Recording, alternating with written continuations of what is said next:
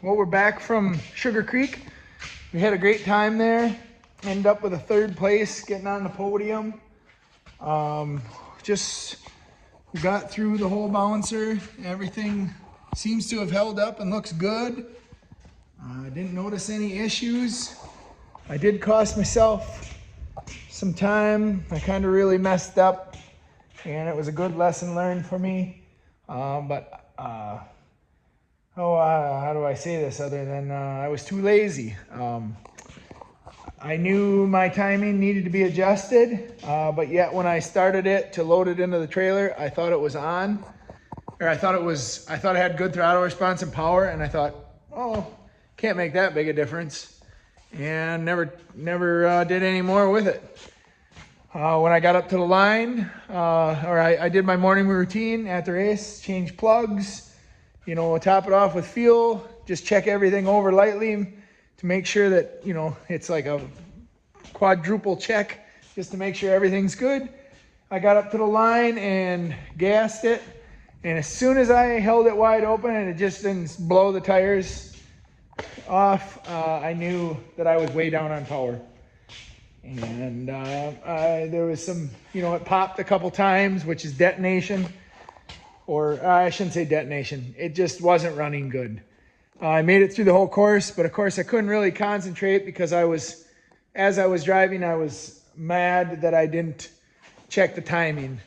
So I got all the way through the course. It turns out it wasn't that bad a time. Trust me, it would have been a lot faster time on my first run if that would have been adjusted correctly. I probably gave up somewhere between 100 and 150 horse, or who knows. But anyway, moral of the story is I got done with that first run, and as soon as I pulled down to park, Jack Porter was standing there, and I asked him if he'd help me quick, and we loosened the bolt on the distributor, and we just turned it to where it idled and sounded right. And yeah, it made a big difference. It's a little more advanced than it should be. So I'm waiting on a timing light, and we'll get it timed perfectly. We'll get David Page back on here and hook it up, and he's going to do a little showing me how I can check this thing over and get it right on the money for timing, and we'll be good. Second run, of course, it ran way better. I had tons of power. Had a really good run. It was conservative. I shouldn't say conservative. I had a really good run. I probably drove a little too fast and messed up my corner a little bit, but it was a good run. And then third run, I just went into it with everything I had because I think after the second run, I was way down there. I think I was maybe 12th or. No, I would have been in ninth place. I was in ninth place after the second run. So when they called me in the top 10, I was all jacked up about that. And I knew I had to have a heck of a run. I guess I was a little more intimidated about the third course than most. And the parts that I was a little worried about, I just flew right up, no problem. Carried a bunch of speed. I actually I hit second gear on the last hill up with all the big bumps. And I kind of just skipped right over the top of them. It was pretty cool. Because we're getting somewhere with this. The adjustments that Timmy has helped me with the suspension made a big difference, and the motor held together for the weekend. So I'd say all that work and that pain and suffering of putting all that time in without sleep it's making a difference. So I was able to collect some decent money from the third place finish, and also because we tag teamed riding down there with Jim and Jeremiah, that saved us a tremendous amount of money for fuel and cost and all that stuff. Fritz's place was amazing. Oh my gosh, it was amazing. When we got there, everybody was not looking forward to the weather. It was raining. I mean, it was standing water everywhere. It was rough there. But he had hauled in tens of thousands of dollars worth of gravel and made nice parking. And believe it or not, when we got up the next day, what would have been Friday morning, It had quit raining and the sun had come out and it got really humid and stuff was drying up fast.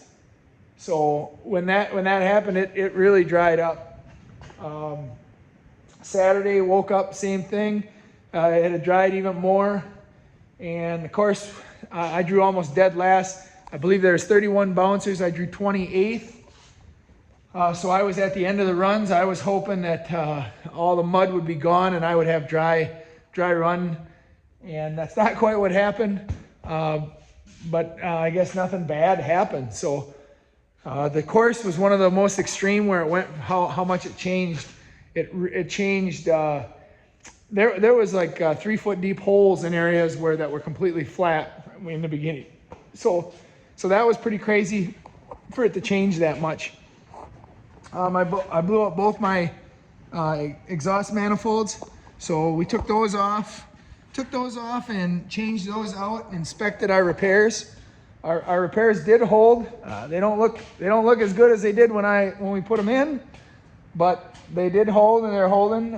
This weekend we have three individual races in Dresser, Wisconsin, Trailhagen. Good races, pay decent money, and we're hoping to compete in all 3. It is pretty crazy here for weather right now, and by crazy I mean it's pretty crazy.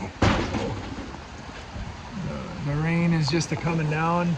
We got tornado watches going on right now, but anyway, we're hoping to go to Dresser, hoping to do well there. We're going to take it day by day. We're actually not bringing the hauler and the semi and all that stuff. We're going to take a truck with a car trailer, put this on it. It's so close we can drive down there, race.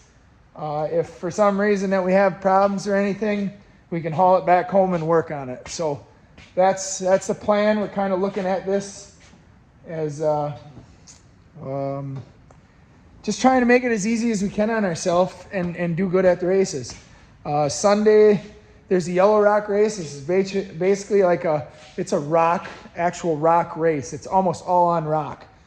And then they usually have the Bounty Hill afterwards, which I've done really good on all of them for a long time now. So I'm hoping to continue that streak. There's getting to be a lot of good competition. Obviously, Jeremiah will be there.